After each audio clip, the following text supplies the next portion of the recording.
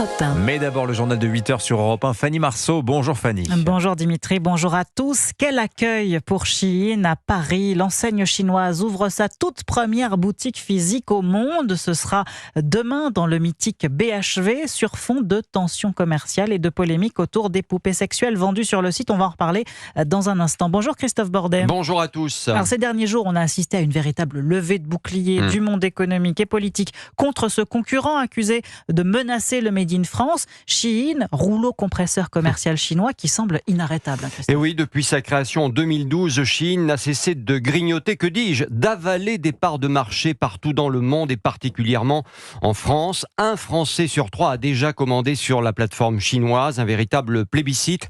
La recette du succès, les prix particulièrement bas avec des vêtements entre 2 et 20 euros et un panier moyen aux alentours de 10 euros grâce à la suppression des intermédiaires. Tout part directement des usines, direction votre boîte aux lettres. 8000 nouvelles références mises en ligne chaque jour et de la com, encore de la com, via des alertes quotidiennes sur vos iPhones, des vidéos en rafale sur les réseaux sociaux, 50 milliards de vidéos et de publicités chaque année rien que sur TikTok et des influenceurs rétribués pour mettre en avant les différents produits. Et résultat, Christophe, en 2024, les ventes de la marque ont réalisé un bond spectaculaire. Oui, plus 19% pour afficher 33 milliards d'euros dans le monde contre seulement 8 milliards 5 ans auparavant. Reste que Shein, qui paie ses fournisseurs en 48 heures chrono, qui a optimisé, robotisé comme aucun autre toute sa chaîne de distribution, continue de souffrir d'une mauvaise image. Sous-traitants payés au lance-pierre, conditions de travail déplorables, qualité des produits médiocres. En juillet dernier, par exemple, la Direction générale de la répression des fraudes lui a infligé une amende de 40 millions d'euros pour pratiques commerciales trompeuses.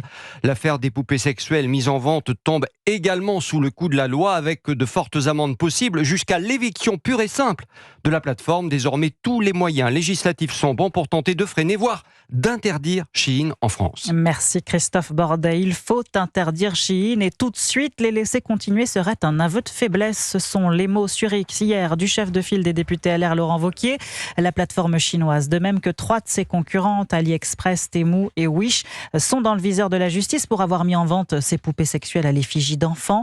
Les annonces ont été retirées, mais le parquet de Paris a ouvert une enquête hier soir. Il veut notamment obtenir les noms des acheteurs. Ces personnes sont des dangers pour les enfants, a martelé ce matin sur Europe 1 la haute commissaire à l'enfance, Sarah El Haïry. Ces poupées, elles ont été fabriquées et pensées pour être des objets sexuels. Et donc avec, malheureusement, faites pour de la masturbation ou de la pénétration. Désolée d'utiliser ces mots aussi crus si tôt le matin. Mais c'est pour prendre conscience de l'horreur et de l'abject de ces objets. Mon combat, il est de protéger les enfants face à l'ensemble des pédocriminels. Et quand on achète ces objets absolument abjects pour faire des sévices, c'est malheureusement, et c'est ce qu'on fait, c'est malheureusement une étape avant le passage à l'acte.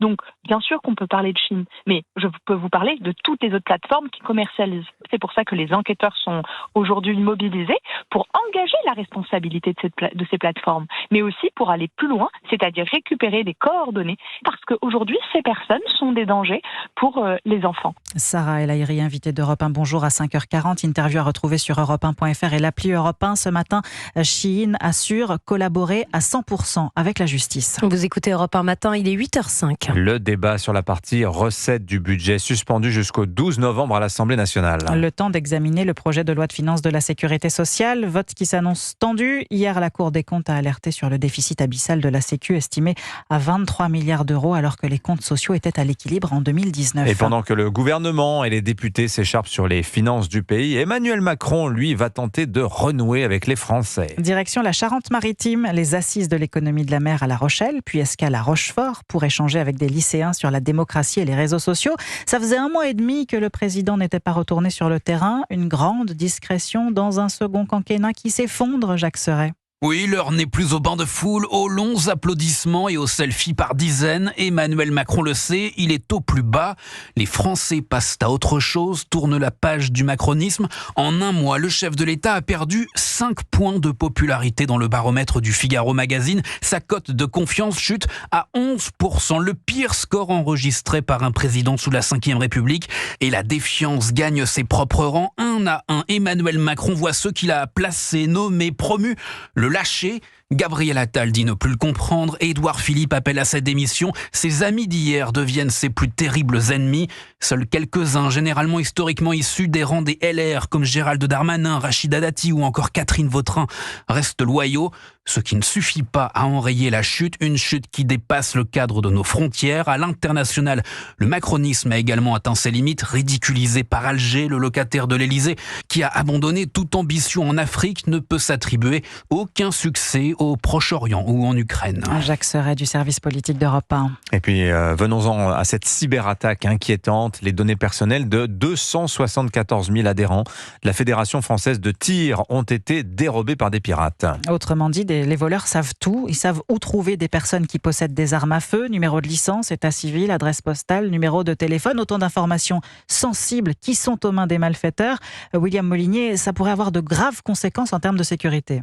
La crainte est que ces hackers revendent sur le dark web ces données à des réseaux criminels. Une mine d'or pour ceux qui chercheraient à se procurer des armes, puisque les voyous auraient alors en leur possession des milliers d'adresses qu'ils pourraient cambrioler. Certains d'y trouver des armes à feu. Autre problématique, la fraude documentaire, puisqu'avec l'état civil et le numéro de licence, ils pourraient se rendre dans des armureries et acheter des carabines ou des pistolets. L'inquiétude est grande, d'autant que parmi les adhérents, il y a beaucoup de forces de l'ordre, policiers, gendarmes, douaniers. La Fédération française de tir a prévenu ses membres avec un mot d'ordre, être particulièrement vigilant face à d'éventuels mails, SMS ou appels suspects. Selon les informations d'Europe 1, la gendarmerie a déjà enregistré au moins un signalement, celui d'un licencié qui a reçu il y a quelques jours un étrange appel d'un interlocuteur qui lui a demandé si ses armes étaient entreposées dans un coffre-fort. Concernant le vol de données, la Fédération française de tir a porté plainte. Une enquête a été ouverte. William Molinier du service police-justice d'Europe 1. Et puis le suspense touche à sa fin. On saura à la mi-journée le nom du nouveau prix Goncourt. Bonjour Nicolas Caro. Et bonjour. Il y a 4 candidats encore en lice. Qui sont-ils et qui va gagner ? Alors, il en reste 4 des finalistes. Il y a Natacha Apana, qui faisait partie des favoris depuis le tout début, mais elle a obtenu le prix féminin hier. Et en général, l'Académie Goncourt, ils évitent les doublons quand même pour qu'il y en ait pour tout le monde, c'est normal. Ensuite, Caroline Lamarche, avec Le Bel Obscur, très beau roman, très délicat sur les non-dits. Elle fait figure d'outsider depuis le début, mais elle a passé toutes les étapes jusqu'à maintenant. Donc qui sait, mais c'est vraiment l'outsider. Duel attendu, c'est Laurent Mauvigné contre Emmanuel Carrère. Emmanuel Carrère pour Cole Cause, hyper favori depuis le tout début, écrivain déjà installé, déjà connu. Ça pourrait être un scénario à la Houellebecq en 2010, c'est-à-dire le côté on récompense aussi l'œuvre et la carrière, et le côté aussi, maintenant il l'a, on passe à autre chose.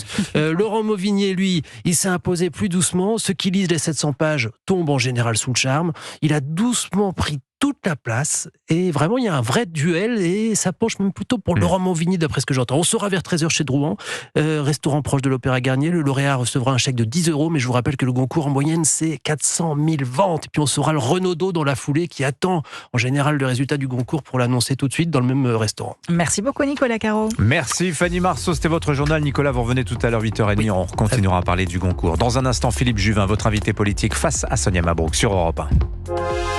7h, 9h. Europe 1 matin.